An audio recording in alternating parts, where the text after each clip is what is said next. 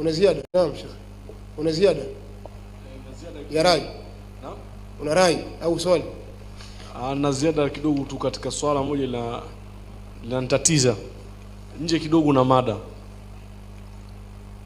Swala lenyewe ni kwamba Sheikh, baada ya salamu kuna zile adhkari kwamba kila mmoja afanye peke yake katika sunna. Sasa kuna kauli ambazo zimethibiti kwamba mtu anaweza akafanya kwa sauti peke yake, na kuna ile mtu anakaa kimya. Sasa sijui katika hili kwamba kauli yenye nguvu katika hili. Kunyanyua sauti imethibiti. Naam. Kunyanyua sauti katika adhkari kwa mtu peke yake, kila mmoja peke yake imethibiti. Ili mradi isilete tashwishi kwa watu wengine. Aha. Lakini kunyanyua sauti imethibiti katika kuleta adhkari. Lakini si kwa pamoja. Sawa sawa. Si bi sauti jamai, kwa sauti ya pamoja la. Na pia hadina khilafu kati ya wanachuoni. Wallahu a'lam, lakini hadithi ibn Abbas iko wazi.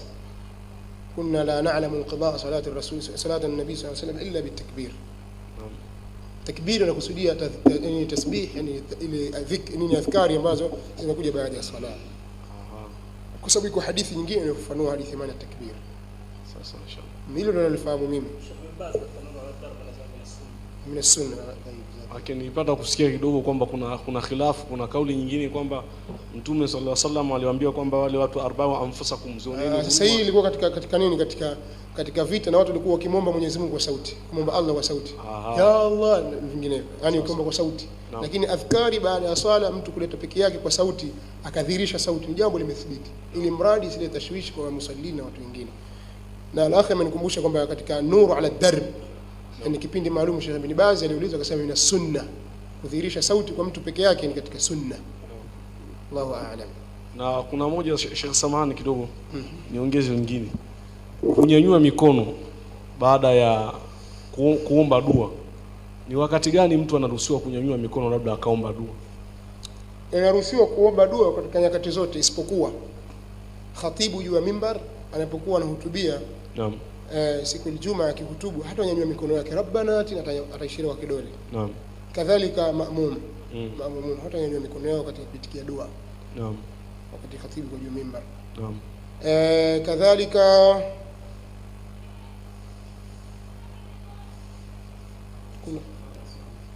baada ya swala ya faradhi.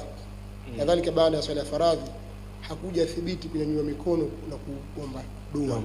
Naam. Kuna sehemu kama 3 4 lakini nimezisahau. Naam. Subhanallah. Lakini sehemu nyingine zote zilizobakia ni katika adabu za dua kunyanyua mikono. Adabu katika sunna. Naam. Na hadithi zilizokuja kunyanyua raf'ul yadaini lidua ni mutawatira. Naam. Tena ni mutawatir mutawatir ma'nawi. Naam. Mutawatir za kimaana. Tumefahamu, yani imepokewa sehemu mbalimbali, mtume yuko Uhud, yuko Badri, yuko wapi mahali fulani amenyanyua mkono kwa akiomba. Na mara nyingine hata kama ikiwa iko juu mimbar, lakini kama ni swala ya anaomba istisqa, mathalan ni mvua, ananyanyua mkono Allahumma aghithna Allahumma aghithna, itafaa. Sasa tumefahamu. Naam. Wallahu a'lam. Unapo kuzidi. Endelea. Alafu tutakupa nafasi. Inshallah. Sheikh, lingine katika masala ya ndoa, katika swala la mzinifu, kwamba lina wajihi mbili, kwamba kuna wengine wanasema kwamba mzinifu kama atazini na ikathibiti kwamba huyu amezini, labda hakuna namna ya kumpitishia hadi na nini, inaswihi kumuozesha, na kuna kauli nyingine haiswihi. Sasa sijui kauli ipi yenye nguvu katika kauli hizo mbili. Inasihi kumuozesha ikiwa, lakini atamuoa mtu mfano wake ila atakapokuwa ametubia kwa Allah tabaraka wa taala, akaacha zina na akasimama katika mstari wa sawa sawa, taba wa aslah, akawa amefanya uzuri katika, akarudi katika mstari wa sawa sawa, ataoa mtu mwingine yote ambaye katika mstari wa sawa sawa, kadhalika mwanamke. Lakini kitu kikubwa ni tauba sawa sawa kwa Allah tabaraka wa taala. Wallahu a'lam.